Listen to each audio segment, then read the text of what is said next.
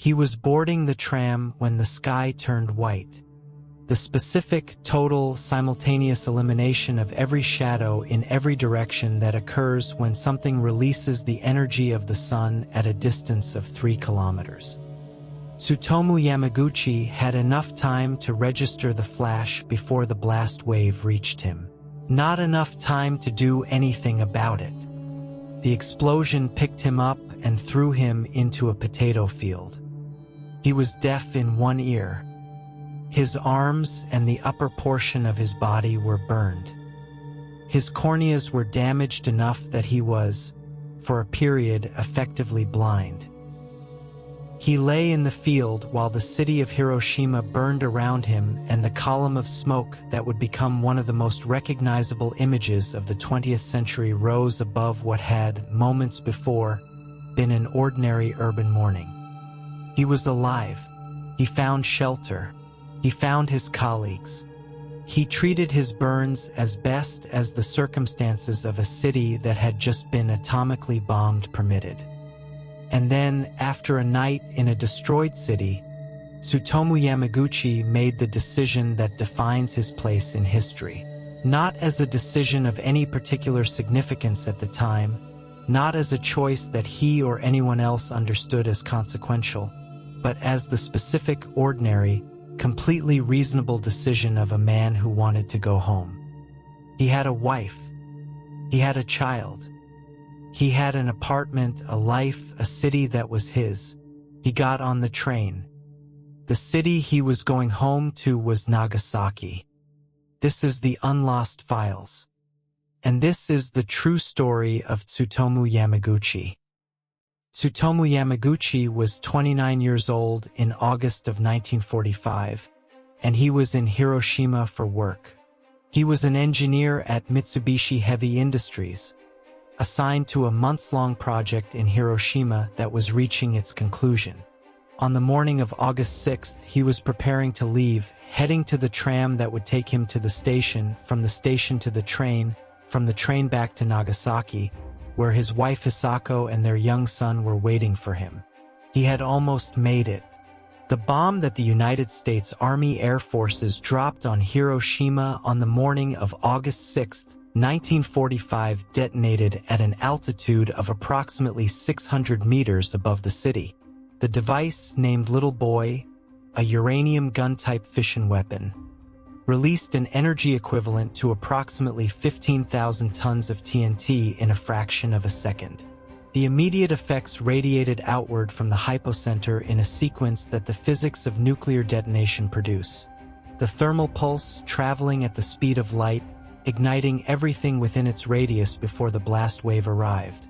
The blast wave, moving at supersonic speed, destroying the structural integrity of every building for kilometers.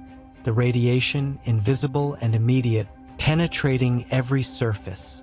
Tsutomu Yamaguchi was approximately 3 kilometers from the hypocenter.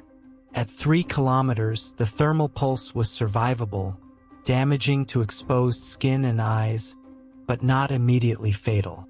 The blast wave at that distance was enough to lift and throw him, to cause the damage to his ear, to leave him in the condition he was in when he became aware that he was lying in a potato field and that Hiroshima was on fire.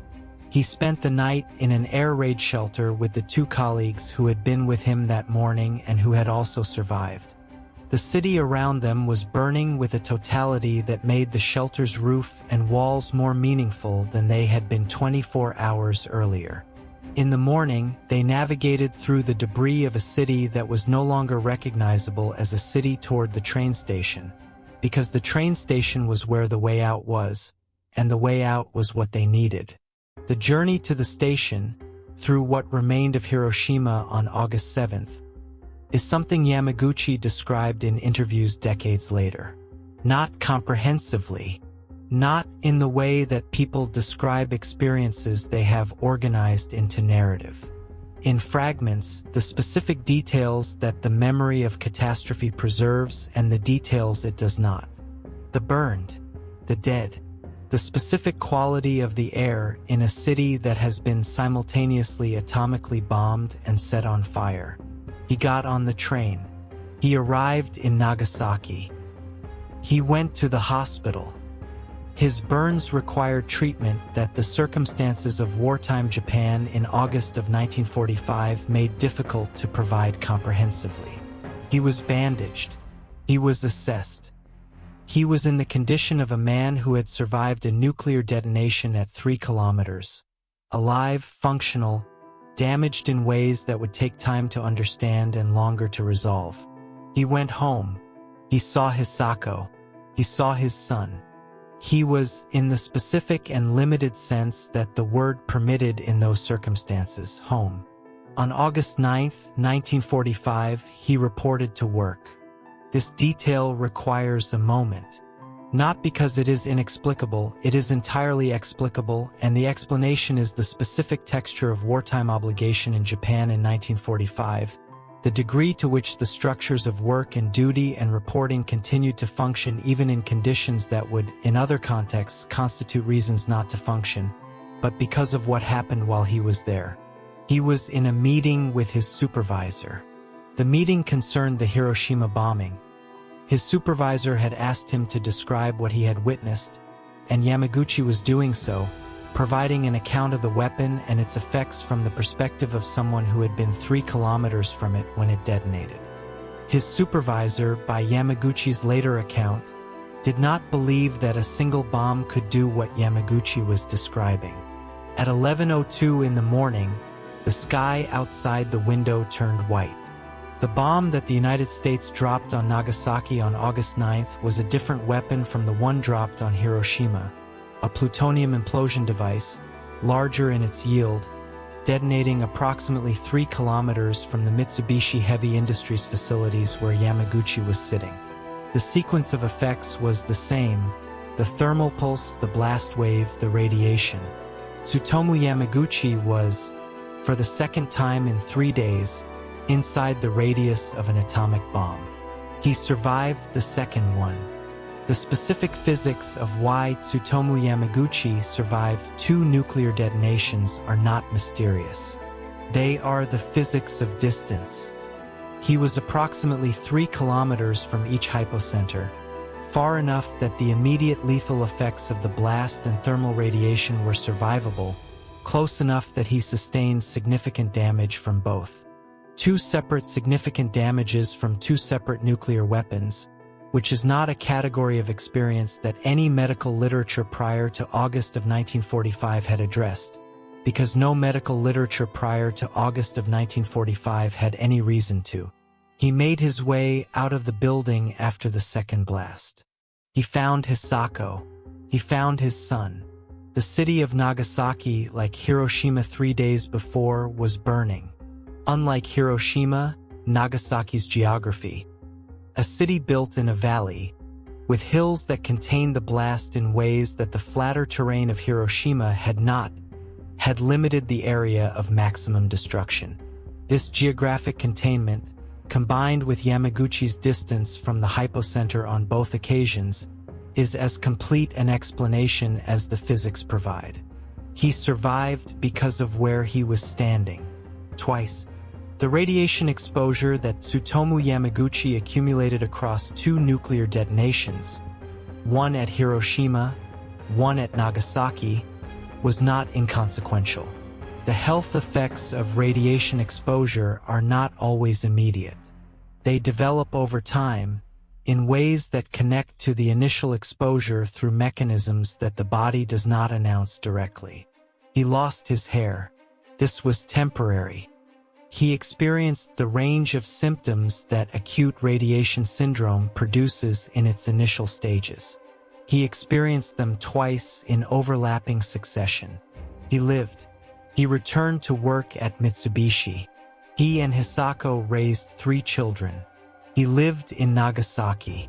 He did not speak extensively about what he had witnessed, not for decades. The survivors of Hiroshima and Nagasaki, called hibakusha in Japanese, existed in post-war Japan in a social position complicated by stigma and by the specific difficulty of discussing an event that the country was, in various ways and for various reasons, not uniformly prepared to discuss. Yamaguchi waited. He was not silent because the experience was not real to him. He was silent because the experience was so real, so specifically and completely his, that the conditions for speaking about it required development. He became the only person officially recognized by the Japanese government as a survivor of both bombings, the only Niju Hibakusha, double survivor, to receive that formal acknowledgement. There were others, estimates of the number of people in both cities during both bombings who survived both events range widely, but Yamaguchi was the only one to formally pursue official recognition. He began to speak publicly in his later years. He gave interviews. He testified before the United Nations.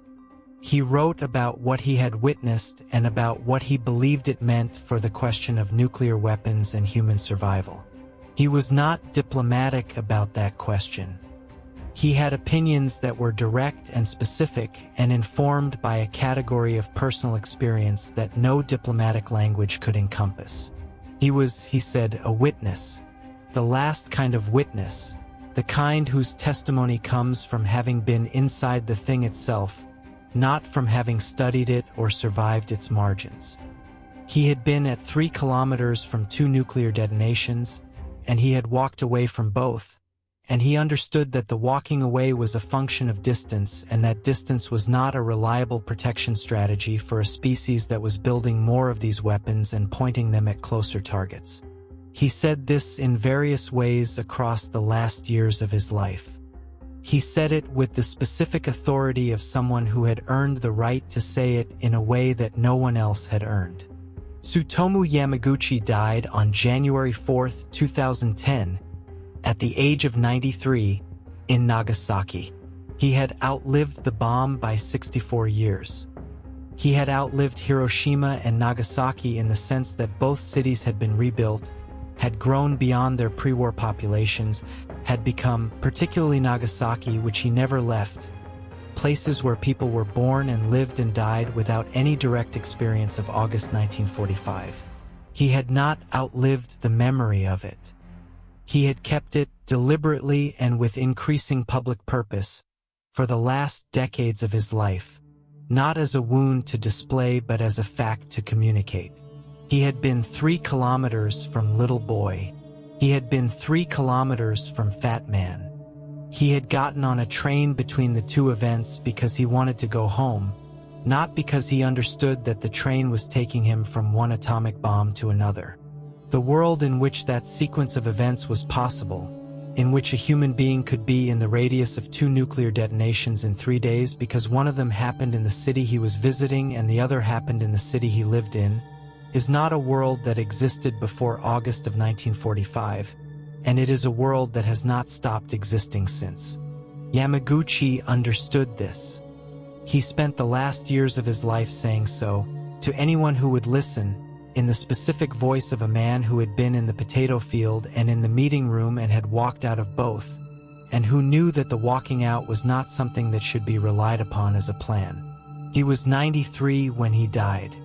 He had been, for 64 of those years, the most specific kind of witness the nuclear age produced. He had been there, twice. This has been the UNLOST Files. Subscribe if you want more. Leave a comment with what stayed with you, because with Yamaguchi's story, the moment that stops people is always different. I'll see you in the next one.